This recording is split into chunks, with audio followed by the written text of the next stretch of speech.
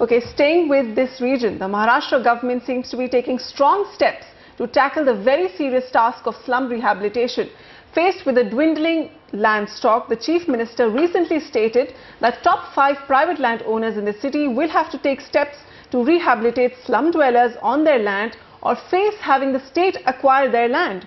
Nikhil Narayan Sivadas has more on this story.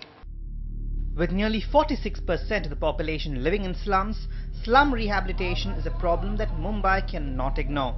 The new government seems to be tackling this problem head-on. The CM has stated that the 5 biggest landowners in Mumbai will have to rehabilitate slum dwellers on their nearly 2,000 acres of encroached land or face having the government step in to acquire it. If he implements it, it will be good because there will be a lot of developmental activity happening. There have been acquisitions in favor of the builders earlier. The idea was the acquisition has to be in favor of the slum dwellers and not the builders. Experts estimate that nearly 400,000 slum dwellers could be rehabilitated by this move. However, some of these landowners have already gone on the defensive and say there is no encroachment on their land. And indications are that the process could soon be dragged into litigation, which is why some experts believe the government would be better off incentivizing these landowners to rehabilitate these slum dwellers rather than simply acquiring the land. I am happy to give 40% of land, provided, as you say, you will put transport corridor, you will put up a nice hospital or a school there, because that's going to have a positive externality on the remaining part of my land, and in fact the increase in the value will be manifold, so that what I am going to give you is going to be much less than what I am going to get back.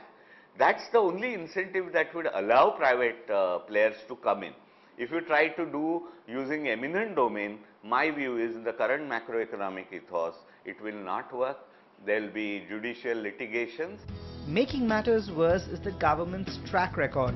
The Slum Rehabilitation Authority, for instance, has nearly 41 similar plots totaling 1 lakh square meters lying unutilized over the past year.